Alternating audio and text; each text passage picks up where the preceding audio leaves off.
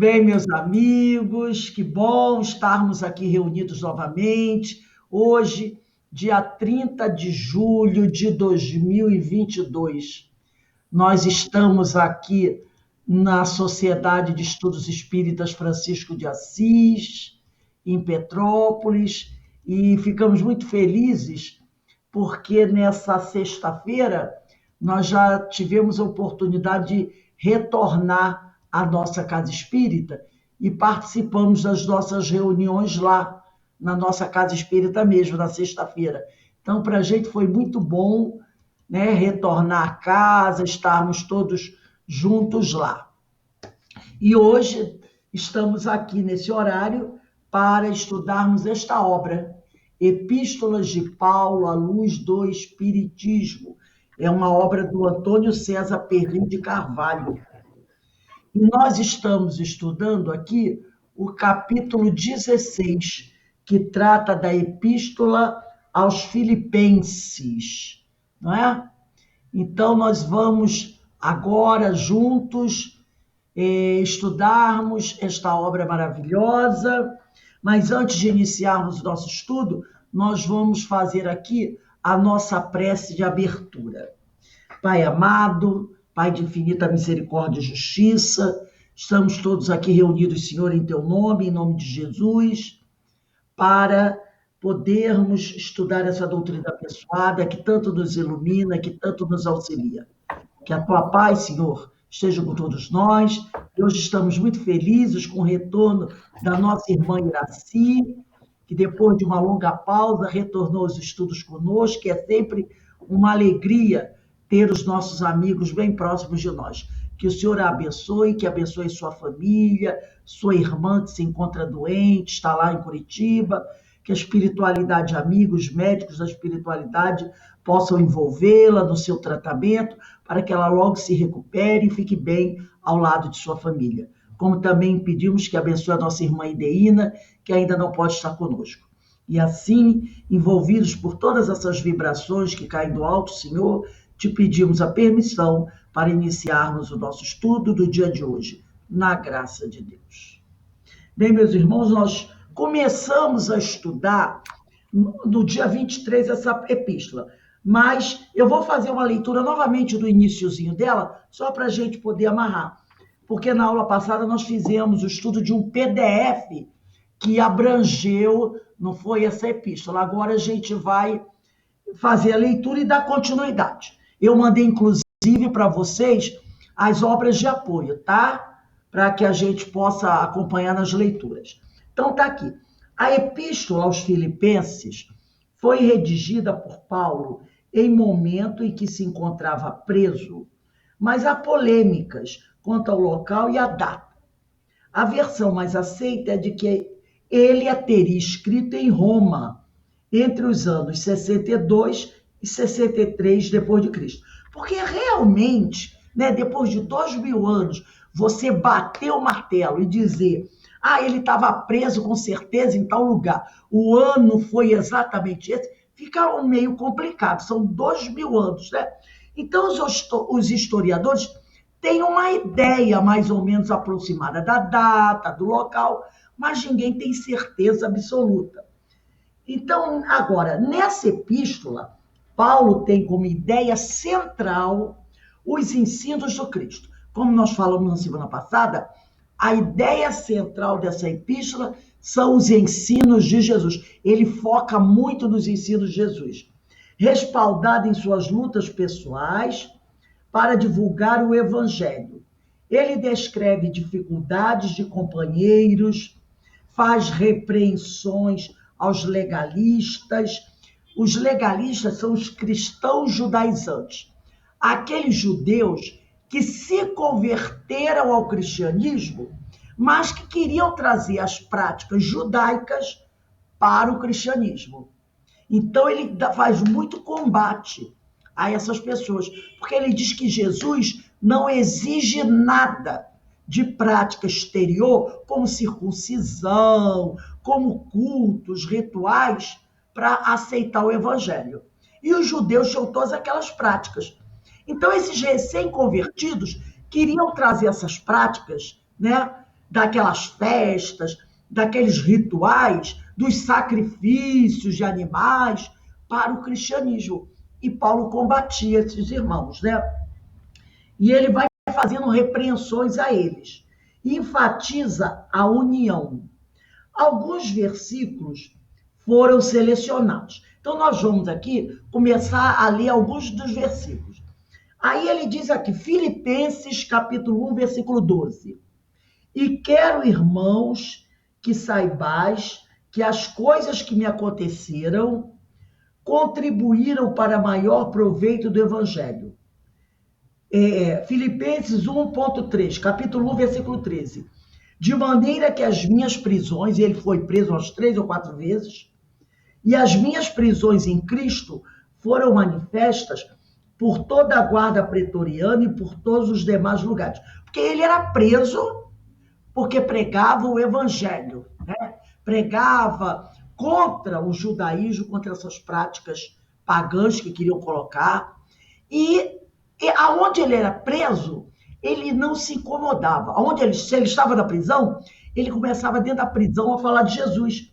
E ao falar de Jesus, ele acabava evangelizando todos os soldados. Os soldados, ele ficava preso 1, 2, 3 meses, e os soldados estão ali, ele acabava falando de Jesus para os soldados. Então, muitos soldados foram convertidos ao cristianismo do tempo que ele ficou preso. Assim também como ele aproveitava para evangelizar os outros prisioneiros também, tá?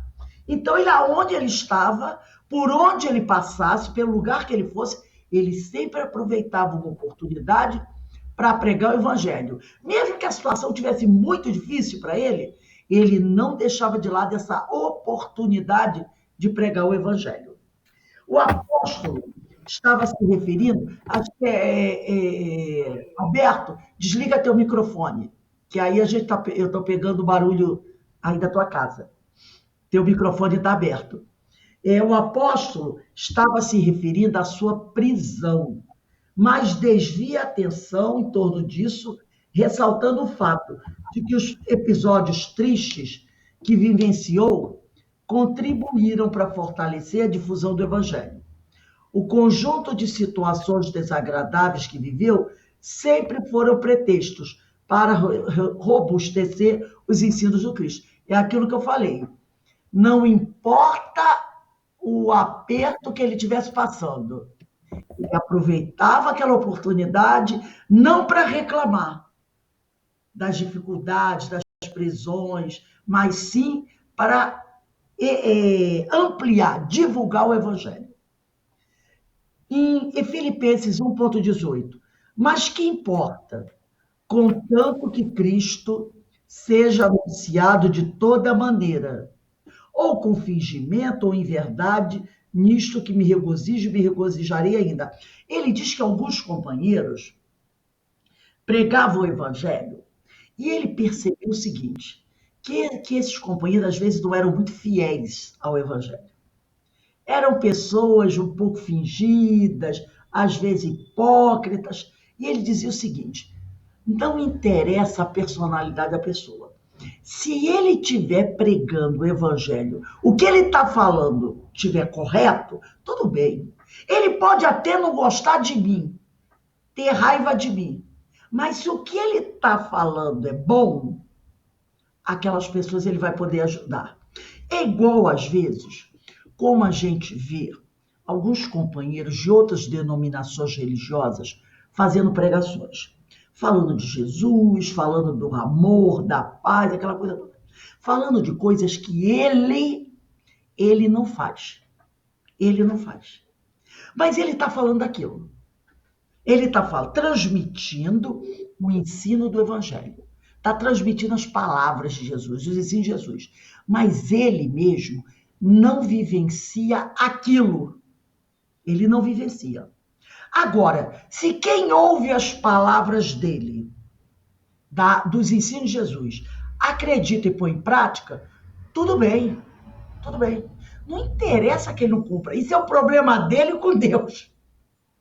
É o problema. Se ele não desvirtuou a palavra de Jesus, se ele está pregando que está certo, mesmo que ele não viva aquilo, e as pessoas estão ouvindo, acreditando e colocando em prática, ótimo para elas. Se ele não vive aquilo ainda, é problema dele com Deus.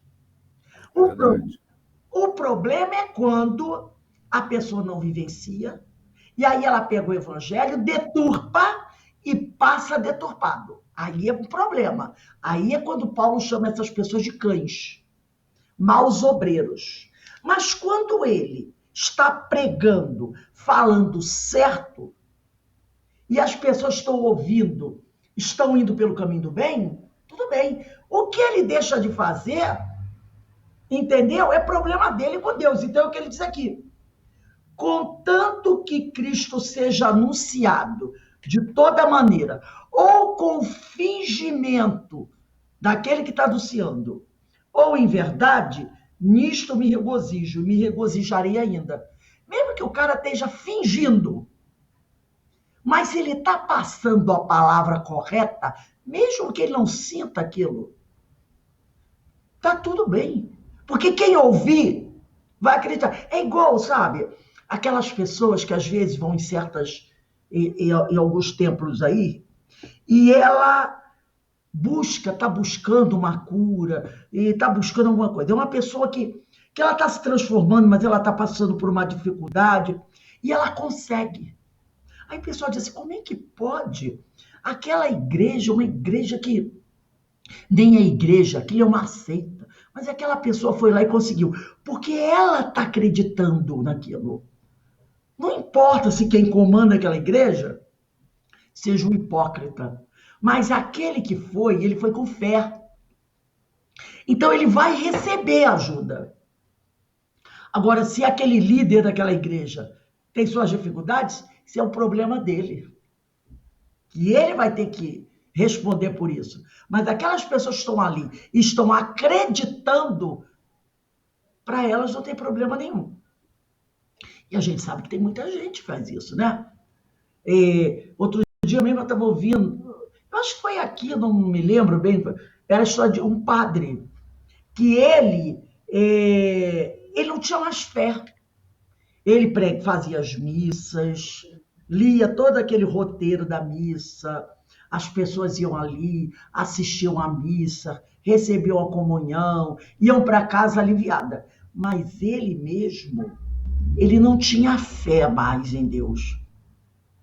Mas aquelas pessoas que estavam ali tinham. E acreditavam naquilo que ele estava falando. Mesmo que ele estivesse falando da boca para fora. Ele não tinha fé. Entendeu? Mas ele estava falando aquilo e as pessoas estavam acreditando. Então não é o problema não é de quem está ali ouvindo e acreditando. O problema é dele. É dele. Ele é que tem o problema. O problema é dele, de falta de fé dele. Entendeu? Então é o que ele diz aqui. Paulo era enérgico em suas posições, mas nesse ponto da epístola, ele relativiza situações, sugerindo que mesmo no caso de um divulgador do evangelho não ser mais bem preparado e estar até mesmo fingindo, ele estaria contribuindo para a difusão das ideias de Cristo. Porque se ele está transmitindo a verdade, mesmo que ele não viva aquela verdade, ele está contribuindo para divulgar o evangelho. Mesmo que ele não viva isso ainda. Então, são duas coisas diferentes. Né? É como muito espírita, que faz palestras, que dão curso, que transmitem os conteúdos doutrinários. E as pessoas, nossa, que maravilha. Mas ele mesmo não tem uma vida seguindo os caminhos evangélicos. Mas ele chega lá, fala do evangelho, fala do Cristo, fala do livro, dá uma aula maravilhosa, dá uma palestra sensacional, mas ele não está vivendo aquilo. Entendeu? Mas a doutrina está sendo divulgada. Agora, o comportamento dele é uma questão dele. É problema dele. Aí ele diz aqui, no Filipenses capítulo 1, versículo 21, porque para mim viver o Cristo e o morrer ganho. Se ele vive o evangelho, se ele continua caminhando pela terra divulgando o evangelho, ele está dando oportunidade a outros de serem evangelizados. E se ele morre, ele diz mesmo, Paulo, que ele vai estar perto do Cristo. Então, das duas formas, ele ganha. Se ele desencarna, vai estar perto do Cristo. E se ele continua na terra encarnado, ele tem mais tempo para pregar o evangelho. Então, para ele é ganho do mesmo jeito. Essa afirmação é muito semelhante à que Paulo registrou na Epístola aos Gálatas, no capítulo 2, versículo 20. Ele diz assim: vivo, não mais eu, mas Cristo vive em mim. Há uma ênfase que explica o aparente contraste na análise de valores entre estar morto para a lei e vivo para Deus.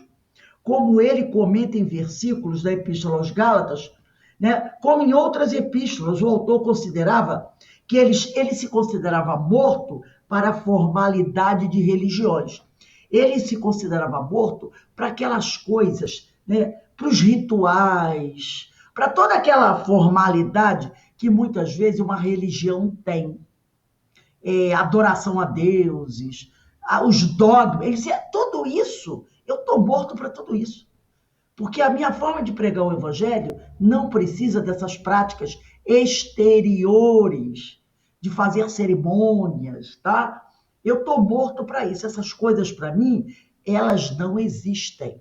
Porque eu sei hoje que para pregar o evangelho, eu não preciso de nada disso. Eu não preciso de sacramento, eu não preciso de ritual, eu não preciso de roupa especial, entendeu? Eu não preciso de acender vela, apagar vela, eu não preciso de estátua, eu posso pregar o evangelho em qualquer lugar, na beira da praia, andando pela rua, andando pelas florestas, no meio das montanhas, em qualquer lugar. Você não precisa de um espaço específico, somente nesse espaço eu posso pregar o evangelho. Ele dizia isso, né? O mesmo assunto emerge nos versículos abaixo. Filipenses capítulo 1, versículo 28.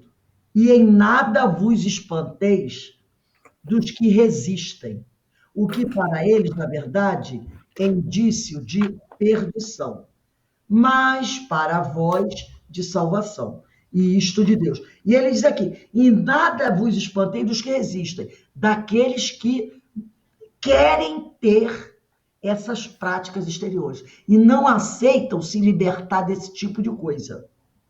Porque a vós foi concedido, em relação a Cristo, não somente crer nele, como também padecer por ele. E quando ele diz padecer por ele, a gente traz isso para os dias atuais. É lógico que nos dias atuais, ninguém vai morrer numa arena romana, nem vai ser apedrejado como o povo daquela época. Mas, às vezes, você enfrenta alguns obstáculos, às vezes por questões familiares, né? Porque você segue uma religião que, às vezes, o restante da família segue outro. E, às vezes, a gente algumas críticas, não é? Então, seguir o Cristo é também aceitar que, às vezes, a gente vai encontrar dificuldade, né? De poder você ter a oportunidade de seguir a tua religião, mesmo enfrentando algumas críticas de algumas pessoas. Porque tem pessoas que são de religiões diferentes da nossa, mas que aceitam bem que o irmão, a mulher, o filho tem uma religião diferente. Agora, tem outras que a gente sabe que não, né? Tem outras que a gente sabe que não. Que são aquelas pessoas que, se você não seguir a religião delas, principalmente a religião espírita, que eles confundem, né? Confundem com o espiritualismo, aí diz que é a religião do diabo, que essas coisas todas, e a gente não sabe que não tem nada disso. Então, isso pode se tornar um obstáculo, mas é o que ele diz, se você segue a Cristo, você não vai poder parar de segui-lo por medo desses enfrentamentos que talvez você venha a ter. Aí ele diz aqui, tendo o mesmo combate que já em mim tendes visto, e agora ouvis estar em mim. Então, ele enfrentou muitos obstáculos, né? Muitos obstáculos. Até porque, ele, no passado, ele tinha sido um doutor da lei. E ele mudou totalmente. Deixou de ser um doutor da lei, um fariseu, para ser o seguidor de um homem que morreu crucificado. E normalmente naquela época, quem era crucificado eram aqueles homens que eram considerados à margem da lei. E Jesus foi crucificado entre dois ladrões. Então, Roma e os judeus consideravam Jesus um marginal. E ele, um doutor da lei, agora deixou toda aquela pompa, aqueles títulos, né? Um grande posto que ele tinha, para seguir um homem que para os judeus e os romanos era um homem que vivia à margem da lei. Já pensou? Até ele perdeu tudo. Ele perdeu a herança do pai dele, a família se afastou dele, o pai e a irmã se afastaram dele, os tais amigos que ele acreditava ter, que eram os outros doutores da lei, também se afastaram dele. Ele perdeu tudo. Ele perdeu tudo por Jesus. Podemos dizer que ele ficou só com a roupa do corpo. Mas o título de doutor ele perdeu, os amigos ele perdeu, o dinheiro que ele tinha ele perdeu, a amizade do pai e da irmã ele perdeu tudo. Ninguém queria recebê-lo mais em sua casa. Ele era considerado um herege. Ele perdeu tudo pelo Cristo. Mas nada disso ele lamenta. Ele não lamenta nada. Ele diz que foi a melhor coisa que aconteceu na vida dele.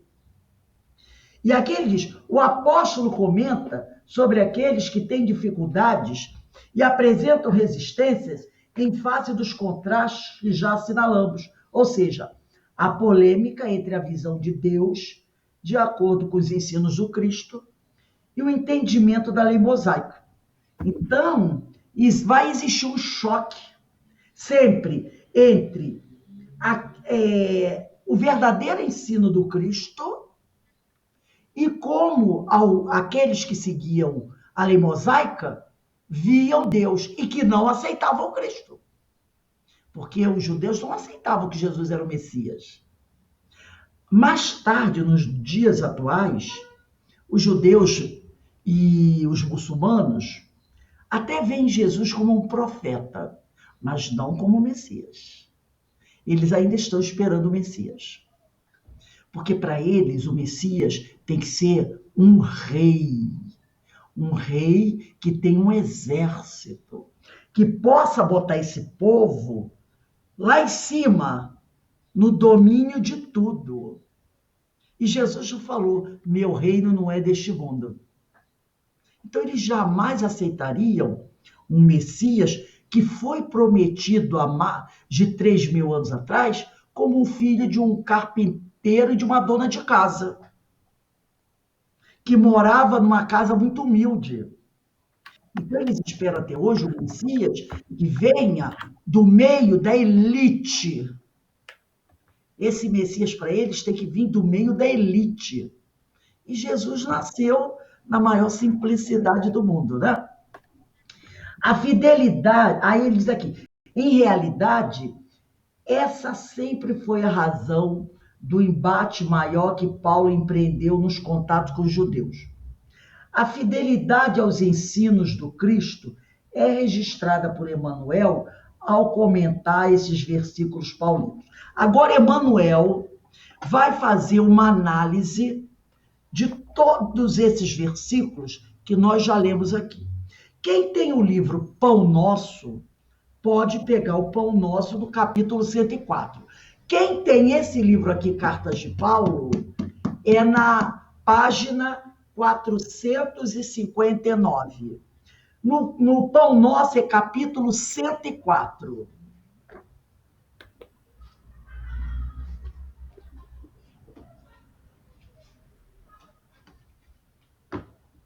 Então, Pão Nosso, capítulo 104, Cartas de Paulo, página 459.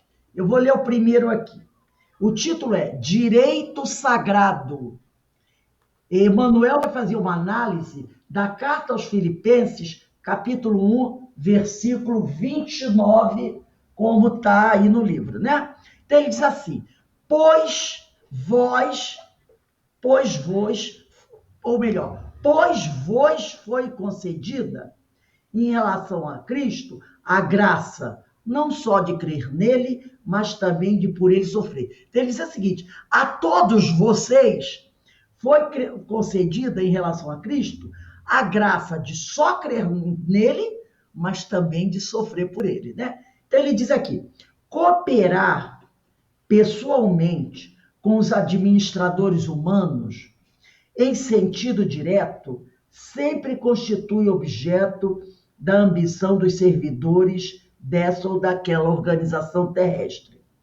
Ato invariável de confiança, a partilha da responsabilidade entre o superior, que sabe determinar e fazer justiça, e o subordinado, que sabe servir. Institui a base de harmonia para a ação diária, realização essa que todas as instituições procuram atingir. Então, ele vai falar aqui sobre confiança, sobre cooperação em sentido aos humanos.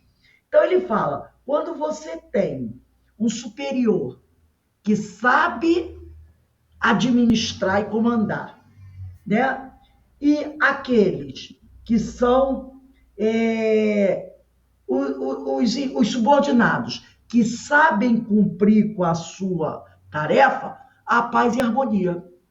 Porque nem o superior explora o subordinado, nem o subordinado faz corpo mole no serviço que vai realizar. Isso é o ideal, não é? Isso é o ideal. Aí ele diz aqui, muitos discípulos do cristianismo parecem ignorar que em relação a Jesus, a reciprocidade é a mesma, elevada ao grau máximo no terreno da fidelidade e da compreensão. Quer dizer, Jesus nos dá o melhor possível. Tanto que ele diz aqui, né? Elevada ao grau máximo a reciprocidade. Então, que a gente busque levar a Jesus o melhor de nós. Porque Jesus não regateia ao nos auxiliar. Ele oferece o máximo. Então, que a gente também retribua buscando o mesmo nível. Aí ele vai dizer assim, mais entendimento do programa divino significa maior expressão de testemunho individual dos serviços do mestre. Então, quanto mais a gente estuda o evangelho, mais nós devemos oferecer de nossa parte, né, nos trabalhos da seara do Senhor.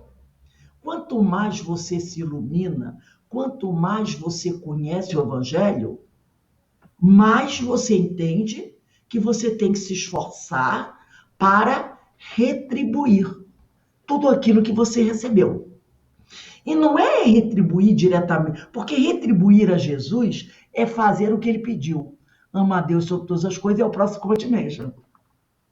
Lembra, eu não sei se vocês aqui assistiram a palestra de quinta-feira, quando a palestra foi sobre o festim de bodas. E ao final da palestra, né, eu acho que, não tenho certeza se eu mandei para o pessoal, deixa eu só ver se eu consigo abrir. E no final do festim de bodas, falava sobre a túnica nupcial. Que o rei entrou, né, depois de vários convites que ele fez, e todos vieram para as bodas, que as bodas era a festa do filho dele, no caso seria Jesus. O rei entrou no festim e viu um homem que não estava vestido com a túnica nupcial. E aí, o que ele faz?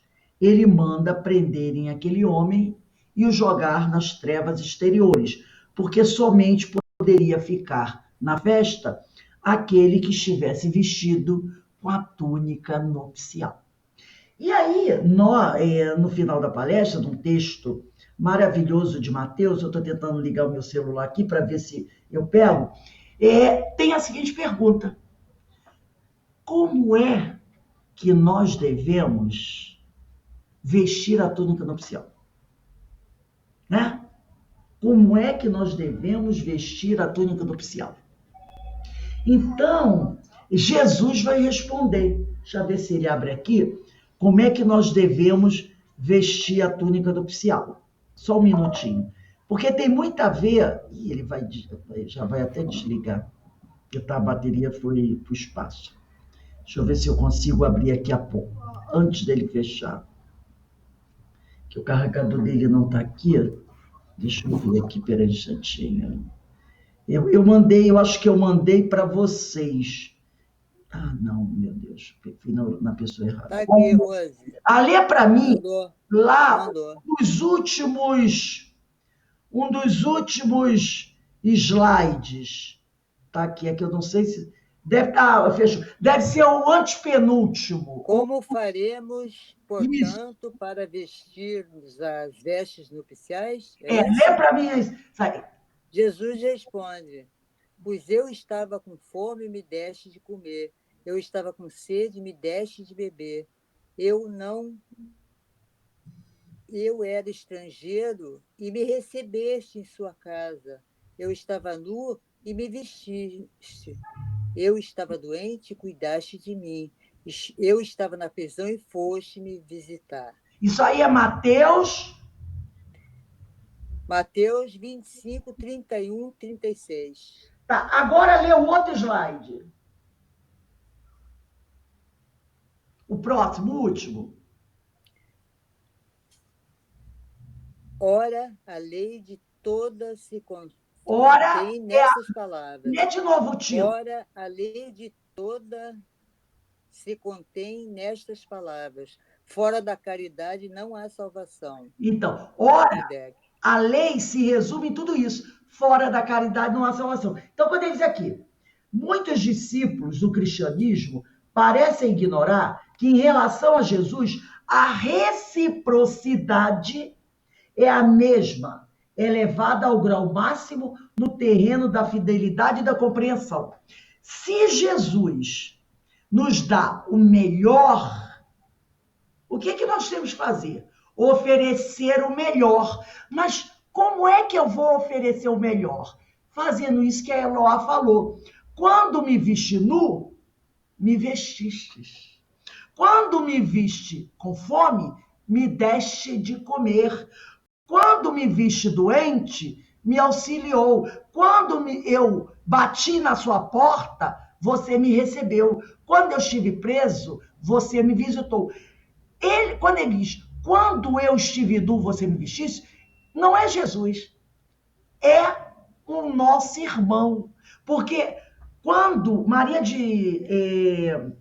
Teresa de Calcutá dizia o seguinte, tem uma vez um jornalista a viu atendendo um homem que estava na rua, um mendigo, caído na rua, todo sujo, cheio de feridas, as feridas já estavam cheias de, assim, bichos, sabe? Estava um estado horrível. E ela vinha com aquela roupinha dela limpinha, abraçou, passava a mão nele, dava beijo, botou ele no colo. E o jornalista ficou assim, meu Deus, o homem já cheirava, estava quase morrendo, né? Já estava morrendo ali, soltando um cheiro da sujeira, das feridas dele. E ela tratando aquele homem, e o jornalista não se aguentou. Irmã, ele não era religioso. Irmã, a senhora não se sente mal abraçando esse homem que está todo sujo, sujo de fezes, cheio de feridas, cheio de bicho? Ela olhou para o jornalista assim, você não está reconhecendo ele? Aí o jornalista olhou e disse, não, mas olha para ele, você não está reconhecendo ele? O jornalista não. E ela ficou várias vezes. Mas meu filho, olha, você não reconhece ele? Aí o jornalista falou, irmã, a senhora me desculpe, mas eu nunca vi esse homem na minha vida. Quem é esse homem? Ela, meu filho, é Jesus. Esse homem é Jesus. Porque Eloá, relê a primeira frase. Aqui está em azul, a primeira frase. Liga seu microfone. Da primeira. A primeira frase que Jesus disse. Ok. Peraí. Chegando lá. Como faremos, portanto, para vestirmos as vestes nupciais? E Jesus disse. E Jesus responde: Pois eu estava com fome, me deste de comer. Eu estava com sede, me deste de beber. Era estrangeiro e me recebeste em sua casa. Eu estava nu, me vestiste. Eu estava doente e cuidaste de mim. Eu estava na prisão e fostes me visitar. Mateus 25, 31, 36. Então, esse eu é o nosso semelhante que precisa. Toda vez que nós socorrermos alguém que necessita, nós estamos socorrendo Jesus. Então, nós estaremos retribuindo tudo aquilo que Jesus nos dá. Por isso que ele diz aqui. E como Kardec disse na última frase, essa é a expressão máxima da caridade. Toda a lei e todos os profetas, toda a lei dos profetas significa isso. Fora da caridade não há salvação. Então, é o que ele diz aqui. Muitos discípulos do cristianismo, palavras de Emmanuel, parecem ignorar que, em relação a Jesus, a reciprocidade é a mesma, elevada ao grau máximo, no terreno da fidelidade e da compreensão. Então, nós temos que ser fiéis, retribuindo ao Cristo tudo que o Cristo nos oferece. Ele nos deu tudo, então devemos dar tudo a ele. Quando me viste nu, me vestiste. Quando me viste com fome, me deste de comer. Porque eu estarei retribuindo a Jesus, ou melhor, eu estarei retribuindo aquele doente através de Jesus. Dando para ele, para o meu semelhante, é como estar dando para Jesus. E aí Emmanuel diz aqui, mais entendimento do programa divino significa maior expressão de testemunho individual nos serviços do mestre. Competência dilatada, deveres crescidos, mais luz, mais visão. Muitos homens, naturalmente, aproveitáveis em certas características intelectuais, mas ainda enfermos da mente, desejariam aceitar o Salvador e crer nele, mas não conseguem de pronto, semelhante edificação íntima. Então ele diz que muita gente que tem muito conhecimento intelectual gostariam até de seguir o mestre, mas esses homens são enfermos da mente, né? E por causa disso, eles têm dificuldade de compreender o ensino do mestre, em vista da ignorância que não removem e dos caprichos que acariciam, falta-lhes a integração no direito de sentir as verdades de Jesus, o que somente conseguirão quando se reajustem o que se faz indispensável.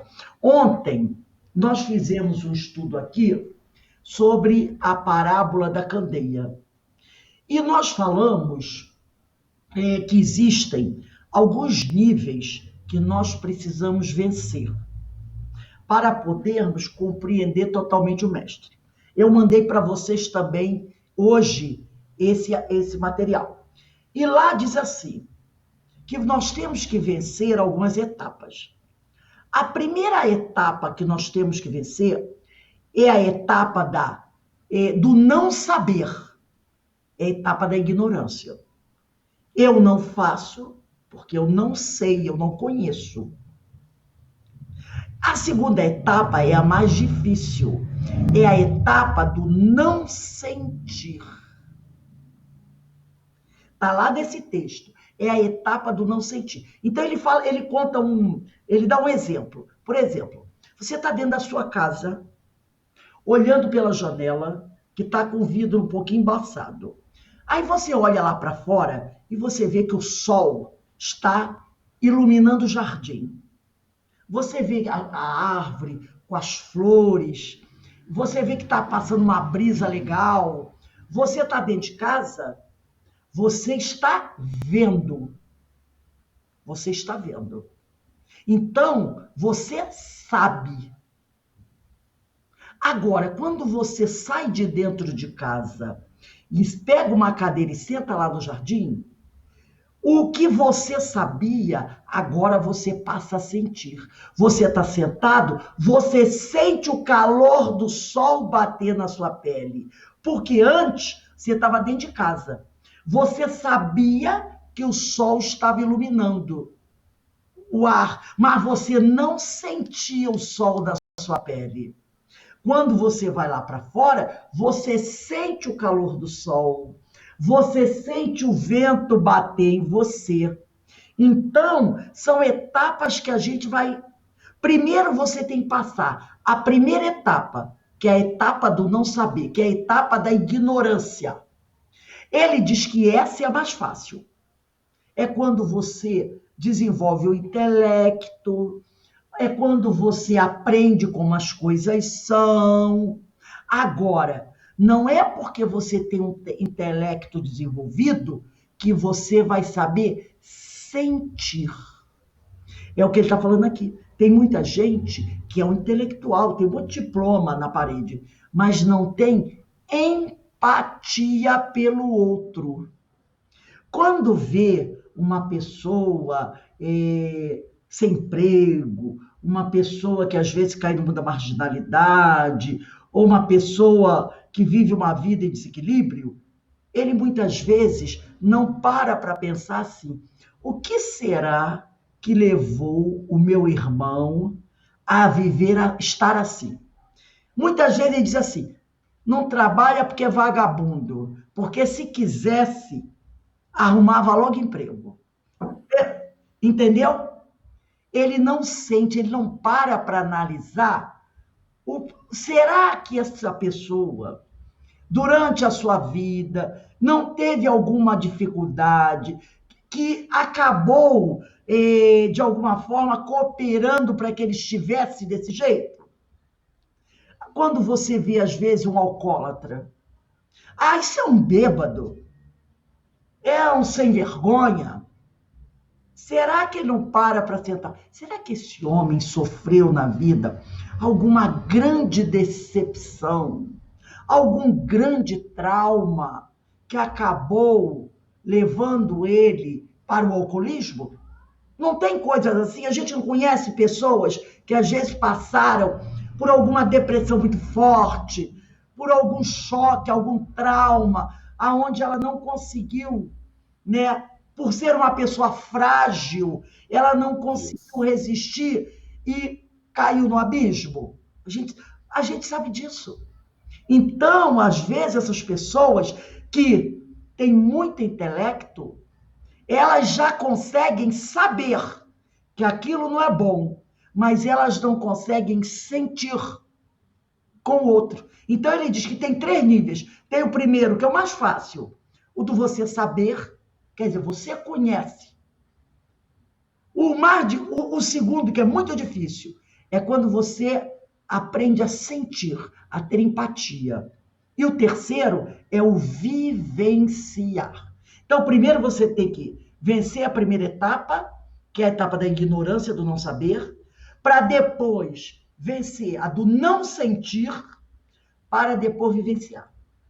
Então, ele fala que a gente tem que ter paciência, porque é uma escadinha que você vai subindo. E é o que ele diz aqui. Muitos homens, naturalmente aproveitáveis, em certas características, intelectuais são homens que já venceram a primeira etapa, a do não saber. Eles já sabem, já têm um intelecto, têm uma cultura, né? Mas ainda enfermos da mente, eles ainda não conseguem sentir. Desejariam aceitar o Salvador e crer nele, mas não conseguem, de pronto, semelhante edificação íntima. Por quê? Porque muitas vezes não estão preparados para abrir mão de certas coisas. Ainda estão muito apegados às questões materiais, entendeu? Ainda não aceitam fazer certas renúncias. Aí ele diz aqui, em vista da ignorância que não removem, a ignorância não é a cultural nem a intelectual, mas é a ignorância moral, podemos dizer assim. Porque intelecto eles têm. Então, não removem, em vista da ignorância que não removem e dos caprichos que acariciam, falta-lhes a integração no direito de sentir as verdades de Jesus. Eles ainda não conseguiram vencer a segunda etapa, que é a do não sentir. Então, eles ainda não sentem as verdades de Jesus. O que somente conseguirão quando se reajustem o que se faz indispensável. Então, só vão conseguir isso quando vencerem a segunda etapa, quando passarem a sentir. E olha, a gente vê muita gente assim.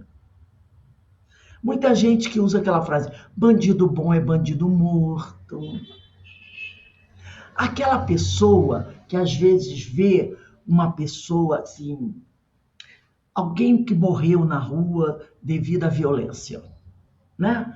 Ou foi assassinado, no encontro com a polícia, dessas coisas que quem vive, como disse Jesus, quem vive pela espada corre o risco de morrer pela espada. Quem vive na violência é bem capaz de morrer vítima também da violência. Aí vem uma pessoa caída ali. Aí vem uma mãe, vem um pai, vem um irmão e choram porque é querido deles. Era uma pessoa que levava uma vida desregrada, mas era querido de alguém. E aí a pessoa olha e fala assim, olha só, vai logo dizer que era estudante. Quando vê uma mãe dizendo, a polícia matou meu filho era uma boa pessoa. Todo mundo sabe que não era. Quando vai ver a ficha policial do cara, tinha 50 passagens pela polícia. Matou, roubou, estuprou. Mas a mãe vai dizer, meu filho era uma boa pessoa. Aí o outro vai debochar dessa mãe. Olha só, dizendo que o filho era boa pessoa, que absurdo. Essa pessoa não sabe sentir. Porque aquela mãe, ela não quer saber que o filho tinha 50 passagens pela polícia. Era filho dela. No mínimo, você tem que aprender a calar a boca e respeitar a dor do outro. E se fosse seu filho? Alguém vai levantar a mão e vai dizer, com meu filho isso não acontece. Que bola de cristal é essa? A gente não sabe, não é? A gente não sabe. Então, é aquele que não sabe sentir a dor do outro. É lógico que eu sei que aquele homem morreu ali, às vezes morreu assaltando um banco, morreu porque estava tentando assaltar alguém, aí alguém reagiu, deu um tiro, morreu porque estava tentando assaltar um carro, às vezes ele matou e morreu, né? Matou alguém, mas o cara foi lá, reagiu e matou. Viveu na violência, morreu na violência. Mas tem pessoas que amam aquela criatura. Amam aquela criatura. E vão chorar por ela. Então, você tem que entender isso. E sentir, ter empatia por aquela criatura que está sofrendo. E também ter empatia por aquele que morreu. E fazer uma prece por ele. Porque a gente sabe da dificuldade que aquele espírito vai encontrar quando chegar na erraticidade. Por causa dos equívocos que ele praticou, não é? Dos problemas que ele vai ter que enfrentar para se reajustar com a lei. Então ele merece a nossa compaixão, porque ele é o maior dos infelizes. Por que ele é o maior dos infelizes? Porque o maior dos infelizes é aquele que busca a própria desgraça. Então, a pessoa diz, mas ele desgraçou a vida do outro. Mas ele desgraçou muito mais a dele. Muito mais a dele. Porque, como a gente sabe que não existe vítima, mas, vamos usar a palavra da vítima, quem morreu nas mãos dele tem a bênção de ter sido, entre aspas, vítima. Porque quem morreu nas mãos dele não matou. Quem matou foi ele. Quem interrompeu a caminhada de alguém foi ele. Então vai pesar sobre ele com maior força a lei. Então ele merece o quê? A nossa compaixão. E nunca devemos esquecer que, já que somos reencarnacionistas, que alguém um dia, quando a gente estava na pior, orou por nós.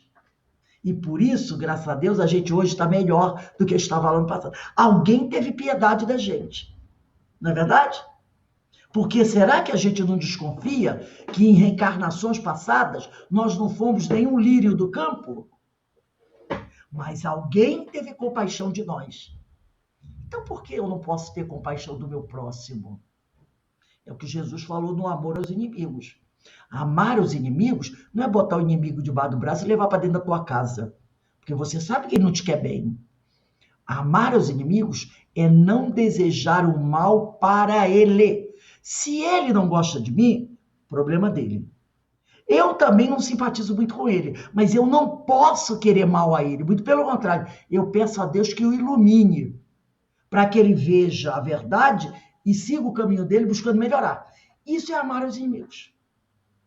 É orar por ele toda vez que você vê alguém se arrebentando. Entendeu? Ora por aquele irmão, né? Ele precisa mais. Às vezes a gente vê as manchetes de jornal terríveis, né? Feminicídio, essas coisas mais. Quem mais precisa? O que morreu ou o que matou? É o que matou.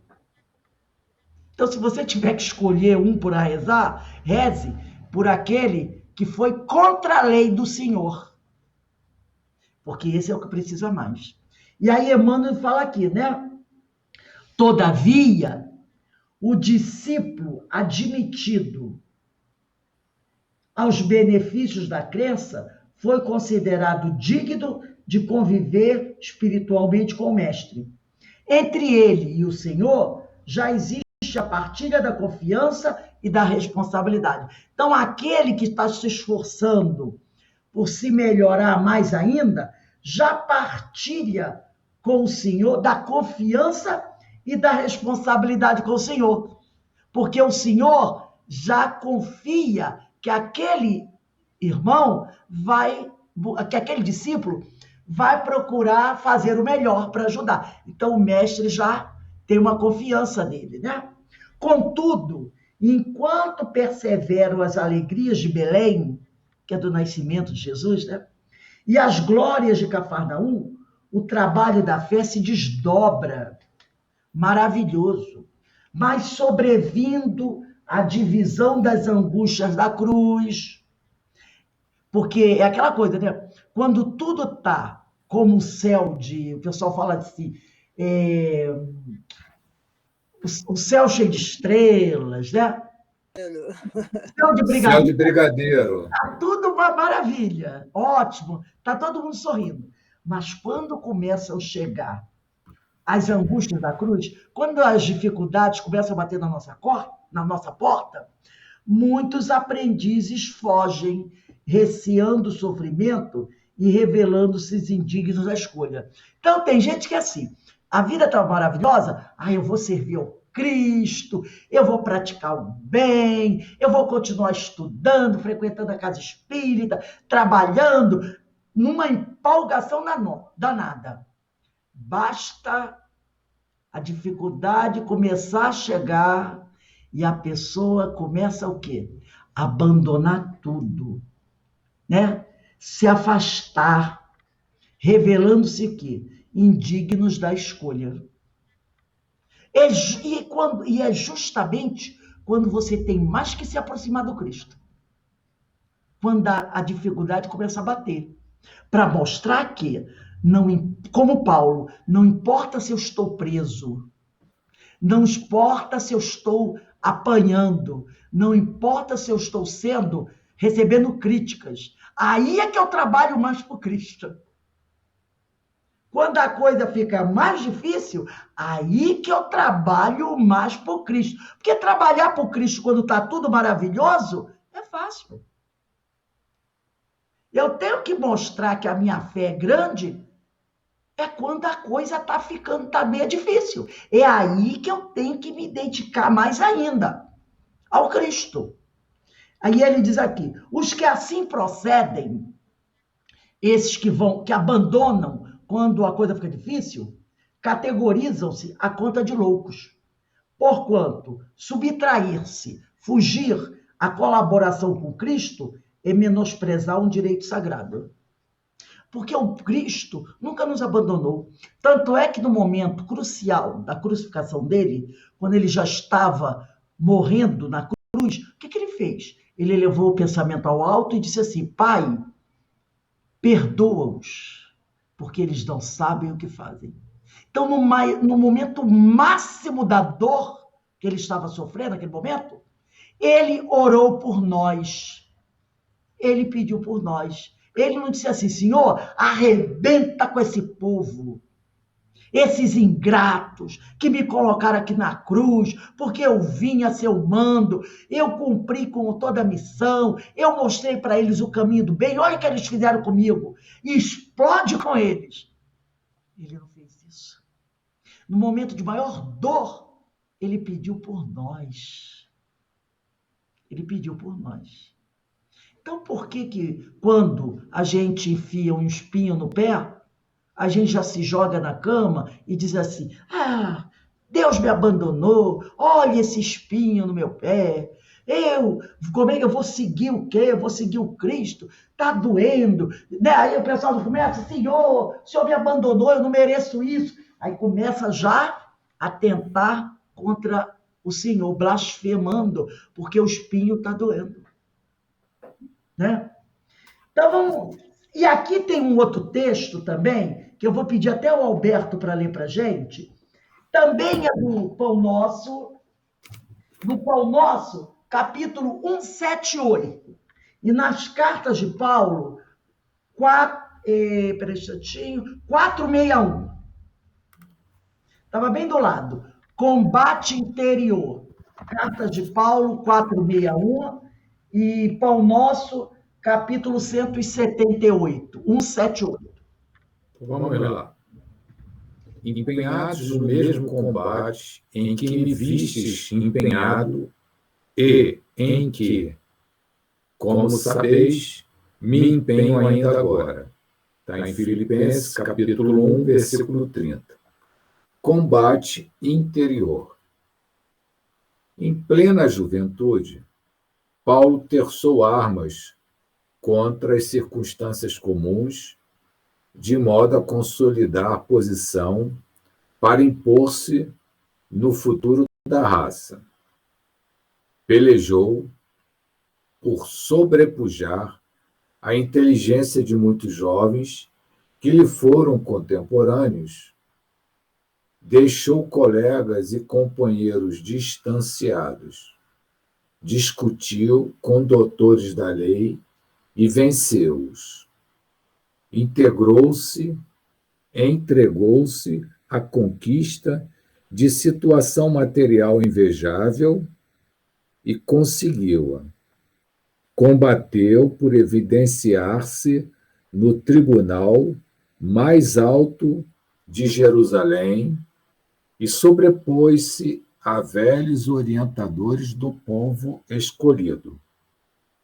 Resolveu perseguir aqueles que interpretava por inimigos de ordem estabelecida e multiplicou o adversário em toda parte. Feriu, atormentou complicou situações de amigos respeitáveis, sentenciou pessoas inocentes a inquietações inomináveis. Guerreou pecadores e santos, justos e injustos. Surgiu, contudo, o momento em que o Senhor lhe convoca o espírito a outro gênero de batalha, o combate consigo mesmo. Chegada essa hora, Paulo de Tarso cala-se e escuta. Quebra-se-lhe a espada nas mãos para sempre. Não tem braços para hostilizar, e sim para ajudar e servir. Caminha, modificado em sentido inverso. Em vez de humilhar os outros, dobra a própria cerviz. Sofre e aperfeiçoa-se no silêncio, com a mesma disposição de trabalho que o caracterizava nos tempos de cegueira. É apedrejado, açoitado, preso, incompreendido muitas vezes, mas prossegue sempre ao encontro da divina renovação. Se ainda não combates contigo mesmo, dia virá em que serás chamado a semelhante serviço. Ora e vigia, prepara-te e aperfeiçoa o coração, a humildade e a paciência. Lembra-te, meu irmão, de que nem mesmo Paulo, agraciado pela visita pessoal de Jesus, conseguiu escapar. Lindo texto.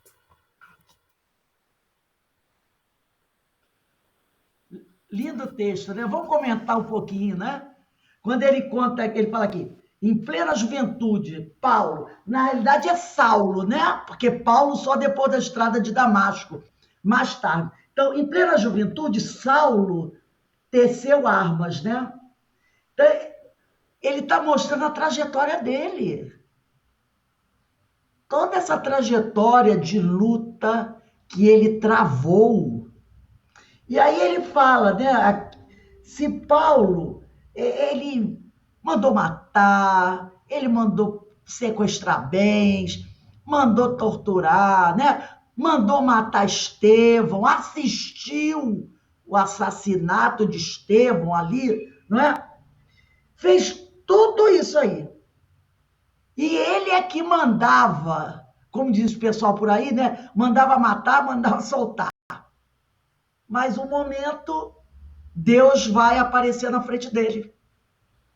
Né? E aí ele diz aqui, surgiu, contudo, o momento em que o Senhor lhe convoca o espírito a outro gênero de batalha, o combate consigo mesmo.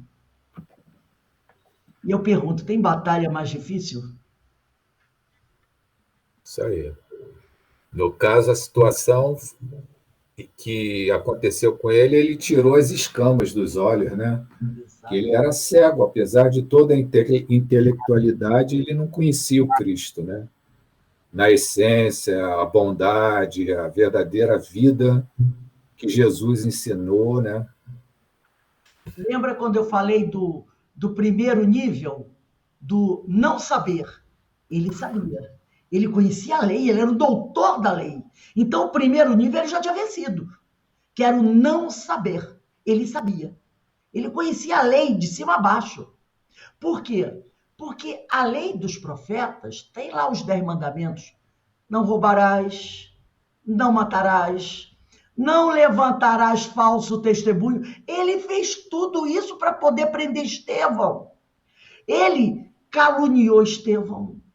Ele contratou um amigo, pagou um amigo para ir até o templo falar mentiras sobre Estevão para que Estevão fosse preso. Ele formou um grupo para agir contra Estevão e ele ficava escondido. E só mandava o pessoal ir lá. Mas na lei dos profetas, que são os 10 mandamentos, está lá. Não matarás, não roubarás, não levantarás falso testemunho, não deva caluniar ninguém. Ele sabia tudo isso que não podia, mas ele fez. Ele fez. Ele mandou matar Estevão. O 5º mandamento é não matarás. Ele, um doutor da lei, como o Alberto leu aqui, ele tinha todo um conhecimento, toda uma inteligência, tanto que ele diz aqui, ó, ele pelejou por sobrepujar a inteligência de muitos jovens que lhe foram contemporâneos.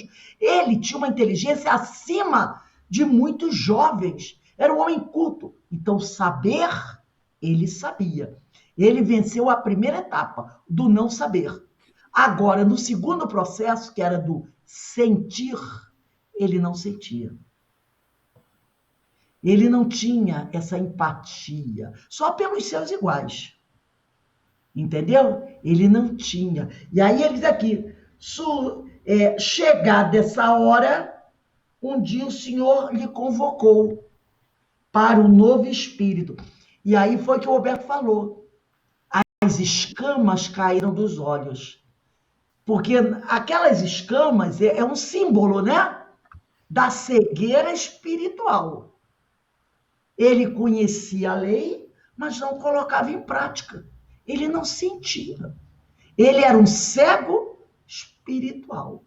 Então precisou que Ananias fosse até ele, falasse para ele de Jesus, de tal forma que ele, e Ananias é um médium, e quando foi ter com ele, estava inspirado pelo Mestre Jesus. Porque quando ele cai na estrada e fica cego, aquela cegueira era para representar essa cegueira espiritual. Ele vai lá para uma hospedagem, fica lá na hospedagem, lembra? Pensando que ele estava acontecendo. Porque, pensando nas palavras que Jesus tinha dito para ele. Saulo, Saulo, por que me persegues? Isso ficou na cabeça dele. Quando ele está na hospedagem, ele está ali. O que é isso? Por quê? Porque lembranças do passado dele, no plano espiritual, quando ele foi chamado por Jesus para aquele trabalho, isso tudo começou a vir, essas reminiscências do passado, lá do inconsciente profundo. E aí Ananias, o médium, inspirado pelo Mestre Jesus, vai conversar com ele. Vai falar com ele sobre Jesus, sobre o trabalho, sobre a missão. E ele começa a lembrar, ele começa a ter aquela intuição. E aí Ananias arranca as escamas dos olhos dele, faz com que ele veja a luz, porque ele estava nas sombras da ignorância. Ele estava cego espiritualmente. E Ananias faz ele ver. E aí, quando ele começa a ver, ele começa a sentir. E ao sentir, ele começa a perceber tudo de errado que ele tinha feito. E aí ele começa a pensar, como é que eu, um homem que tinha todo esse conhecimento da lei que dizia, não mate, não calunie, não adultere, e eu que conhecia tudo isso, fiz tudo contrário à lei. Eu não tenho desculpa. Esse é o espinho da carne dele. Porque se fosse aquele homem ignorante, que andava ali pelas ruas, pedindo esmola, que passava por ele, se aquele homem tivesse errado, aquele homem não sabia a lei, não conhecia a lei e os profetas. Mas ele conhecia. Ele conhecia a lei de trás para frente e fazia questão de fazer grandes discursos mostrando o conhecimento dele da lei. E ele vai e atenta contra a lei. E por que ela tentou contra a lei? Pela vaidade, porque ele queria ser o príncipe. Pelo orgulho, porque ele se considerava o melhor dos melhores. E pelo egoísmo dele. Porque ele era vaidoso, ele era orgulhoso, ele era egoísta. Ele tinha essa trindade, orgulho, vaidade e egoísmo. E por causa de tudo isso, ele foi contra tudo aquilo que ele já sabia, mas não sentia. E quando Ananias conversa com ele, ele começa a enxergar e começa a sentir. E ao enxergar e sentir, ele vai começando a perceber o tremendo erro que ele praticou. E aí, ao contrário de muitos, e aí é que é uma coisa fantástica, é que ao contrário de muitos, ele não se joga no chão e começa a chorar o tempo perdido, nem chorar as mágoas, como o povo diz por aí, as pitangas. Ele diz assim, peraí, o que eu posso fazer para corrigir isso? Esse que é o extraordinário dele. Ele tem um impacto, porque claro que ele tinha que ter um impacto, né? Ele tem aquele impacto, ele vai passar um tempo refletindo sobre tudo isso, né? Aí, depois ele vai lá para o deserto, fica 3 anos no deserto, refletindo, pensando, como é que eu posso fazer para começar a reparar tudo isso? E ele percebe que só tem um jeito, sair da porta larga e entrar pela porta estreita. E começar a praticar o quê? A vivenciar. Quer dizer, ele passou pela fase do não saber, aí adquiriu o conhecimento da religião. Depois, ele passou pela fase do não sentir, aí ele encontra Jesus na estrada de Damasco. Passa a sentir.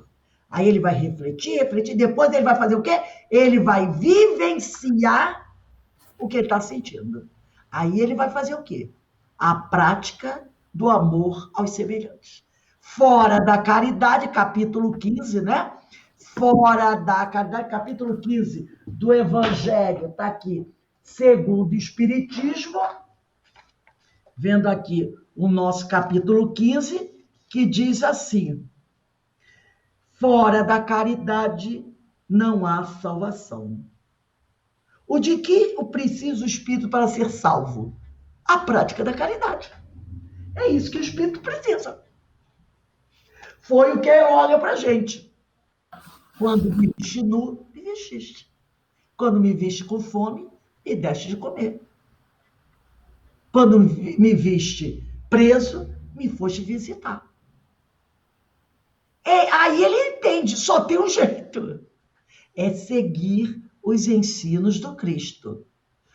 Faça chuva ou faça sol, eu não vou esmorecer, porque eu tenho um espinho no meu peito, que é saber que eu tinha tudo para deslanchar e eu me equivoquei. Mas isso não vai me impedir de superar as minhas dificuldades e a luta. E corrigir tudo que eu fiz de errado. Isso é para todos nós. Pode falar aí, Alberto. Não, é uma coisa que, quando a gente comenta, né, sobre a leitura da Eloá, da questão, né, de servir, aí tem o que Jesus nos diz, né, que o fardo é leve e o jugo é suave, que é o amor e a caridade. O jugo dele e o fardo dele é amar e ser caridoso, é o que a gente está falando, né? E foi o que Paulo passou a fazer, ele entendeu essa mensagem, né? Esse entendimento de que o caminho é esse, né?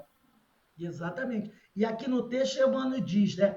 Aí Emmanuel se dirige para a gente e diz, se ainda não combates contigo mesmo, se nós ainda não estamos procurando vencer as nossas dificuldades através do amor ao próximo, ora e vigia. Se ainda não combates contigo mesmo, dia virá em que serás chamados a semelhante serviço. Se você ainda não trava o grande combate contra você mesmo, vai ter um dia que Jesus vai te pegar na estrada de Damasco. Porque, meu filho, por que me persegues? Por que não? Porque sabendo o que precisa fazer, você ainda não está fazendo. Aí ele diz, ora e vigia, prepara-te e afeiçoa o coração à humildade e à paciência. Foi o que Paulo fez. Se tornou humilde e paciente. Lembra-te, meu irmão, de que nem mesmo Paulo, o doutor da lei, agraciado pela visita pessoal de Jesus, conseguiu escapar. Escapar de quê? De ter que reparar os seus erros. Nem ele conseguiu escapar desse encontro com Cristo, né? Nem ele conseguiu escapar desse momento do Cristo o interrogar, por que me persegues? Ele não conseguiu escapar desse combate com ele mesmo e teve que reparar tudo. Se ele teve que fazer tudo isso, e nós? Não teremos que fazer também? Não teremos que um dia travar esse combate conosco? Não teremos que um dia buscar a autoiluminação? Se já superamos o primeiro momento, que é o do não saber, não está na hora de começar a superar o segundo momento, o do não sentir, para poder depois vivenciar a verdade do Mestre Jesus? Então ele diz, orai e vigiai. Porque nem Paulo escapou desse momento. Porque todos terão que passar por esse momento, né? Para poder... Rose, e o próprio Paulo, né, em relação a esse combate interior, ele falava, é o bom combate, né? É o bom combate. Esse combate não é guerrear contra ninguém, é o bom combate, é a busca de você combater as suas imperfeições. Exatamente. É você guerrear contra os seus vícios. E aí você vai travar o bom combate, porque se você fizer certinho, você vai sair vitorioso. E você só tem a ganhar com isso. Né? Você só tem a ganhar. Então, Jesus nos convida a isso. E cada um de nós tem a nossa estrada de Damasco. Se já não estivemos nela, né, vamos estar no momento.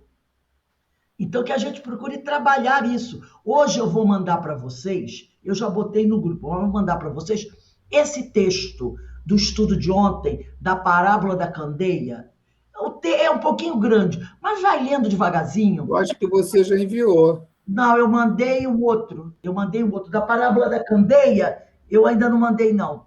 Eu botei, acho que só no grupo, o da parábola da candeia. Acho que é da candeia. Depois dá uma olhada aí, eu acho que eu mandei um outro. Eu acho que eu mandei, foi da Festim de Bodas. Eu acho que no Zap eu botei o Festim de Bodas. Dá uma olhadinha aí. Tem aqui, parábola. Deixa eu abrir aqui. Parábola terapêutica, Lírio Cerqueira, parábola da candeia. É essa? Ah, então vou ver. Então, esse está no seu WhatsApp ou está no grupo? Está no grupo. Ah, não, eu botei no grupo, mas eu vou mandar para cada um de vocês, tá? Dei uma lida, é quando ele fala dessas 3 etapas que nós temos que vencer. Deixa eu ver o que você mandou. Se você... Para que a gente... Não, para mim não veio, eu acho que não veio, não. Não. Vencer essas 3 etapas. A do não saber, essa do não saber a gente já venceu, tá, gente? Agora, Rose, nos nossos estudos, nós também incluímos, além dessa trilogia, o meditar, lembra? Sim. Porque quando o vencer a etapa do não sentir, tem que ter meditação. Refletir sobre o que o Jesus é conhecer, meditar, sentir e viver, né? Então, quando você... Primeiro é o do não saber. Você é ignorante, não conhece. Ignorante intelectual, ignorante das leis. Mas nós já vencemos a etapa do não saber.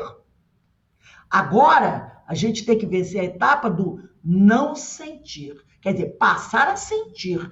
Para isso é necessário reflexão, meditação, né? Estudo do Evangelho. Aí depois a gente vai entrar no vivenciar. Mas a gente também tem que ter paciência. É muito importante. E não ter preguiça.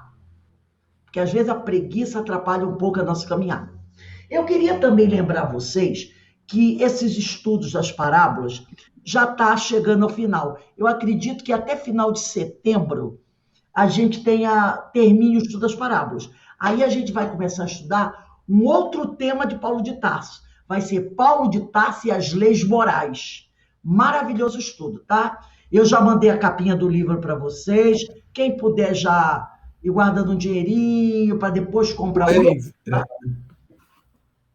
Você reenvia, Rose, porque eu tive que apagar devido a muita mensagem. Eu acho que eu perdi essa capa. Eu vou mandar. Para mim poder adquirir. Um estudo para quando acabar as parábolas. E esse livro é do Alírio, né? Aí, ó, a Eloá já comprou. Afasta, puxa mais para o meio, Eloá, para frente. Isso, esse aí, ó. Eu vou mandar para vocês. Paulo de Tarso e as leis morais. Maravilhoso. Assim que a gente terminar o estudo das epístolas, que devemos terminar, eu acredito que meado de setembro, por aí, ou de repente até final de agosto, aí nós vamos começar a estudar essa obra. Paulo de Tarso e as leis morais. É do Alírio? Esse não. Esse não é do Alírio, não. É outro autor. Fala aí, Eloá, o autor. Guilherme Del Valle. Guilherme Del Valle, tá. Eu vou mandar para você. É uma publicação da Federação Espírita do Rio Grande do Sul. Da Federação Espírita. Bom, então, meus amigos, nós vamos encerrando aqui o nosso estudo, tá bom? Que bom ver você de novo aqui, minha amiga. Iraci, ó, beijo no coração. Márcia também, Alberto, Eloá. É muito bom a gente poder fazer essas reflexões, esses estudos, né? Vão ajudando na nossa caminhada. E, ó, os livros para a semana que vem são esses mesmos que eu mandei hoje, tá? Toda essa coleção Fonte Viva, que é Pão Nosso, Vinha de Luz. Para quem não tem esse daqui, usar o Pão Nosso, Vinha de Luz, Caminho, Verdade e Vida, Ceifa de Luz, Fonte Viva, porque nesse livro tem todos esses. Então, quem tem esse, está tudo bem. E agora que não tem, são os outros, que é chamado de coleção Fonte Viva, que são 5, né? Pão Nosso, Fonte Viva, Vinha de Luz, Caminho, Verdade e Vida e Ceifa de Luz. São esses 5. Quem não... Rose, oi, pode falar. Desculpe interromper, pensei que você já tivesse concluído. É que no texto do nosso livro base, né, de estudo, em determinado momento, de acordo com o que acho que deixa eu ver qual é a citação aqui, desculpe, espera aí. É o 1.18, eu acho. É 1.28. Não, é 1.21 do nosso estudo. E ele diz assim, que Paulo estava morto para as formalidades das religiões, para o legalismo. Tá. E isso, Paulo foi em 56, 57 depois de Cristo, nessa fase aí. Em 300, 200, mais ou menos, o cristianismo é incorporado pela Igreja Apostólica, pelo Constantino lá, aceitou, depois de perseguir todos os outros imperadores, perseguirem os cristãos, Constantino foi lá e aceitou o cristianismo, incorporou e tal. E aí você vê que a igreja tomou um outro rumo, porque o que o Paulo combatia, que era justamente as formalidades religiosas, foi o que passou a ser a Igreja Católica, né, romana, né? Cheio de sacramentos, cheio de ritualística. E aí a gente vê que ele tinha razão, né? Pois é, e parece que ninguém entendeu o que ele disse, né? 200, 150 anos depois fizeram tudo ao contrário, né? Exatamente. Ele alertou tanto, né, que tudo ia se perder se deixassem fazer isso. E eles não prestaram atenção. E o cristianismo não, né? Que não era mais cristianismo, já era uma outra coisa qualquer. Já não era mais o ensino de Jesus, era outra coisa qualquer. Eles não aprenderam as lições com Paulo e deixaram e se perderam.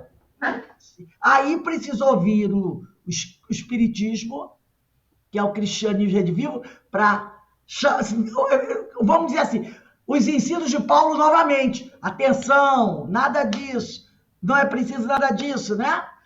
Para novamente chamar a atenção da gente para o verdadeiro evangelho, que havia sido debaixo do tapete.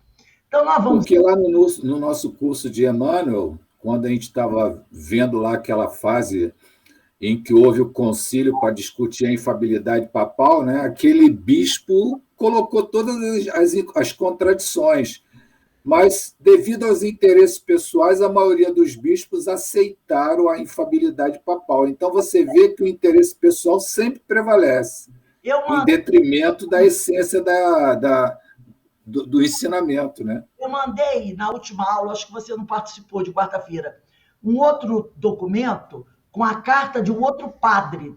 Dá uma olhadinha. Evasão dos sacerdotes. O PDF, Evasão dos sacerdotes. Onde tem uma carta de um padre que abandona a Igreja Católica. Procura esse PDF chamado Evasão dos Sacerdotes, que é uma continuação da aula, foi a aula da semana passada. Então, nós vamos terminar aqui a nossa aula, tá?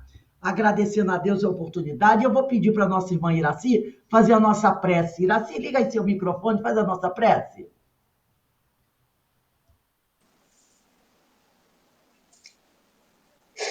Queridos irmãos, nesse momento em que encerramos os nossos estudos dessa tarde, vamos agradecer ao Pai por mais essa oportunidade.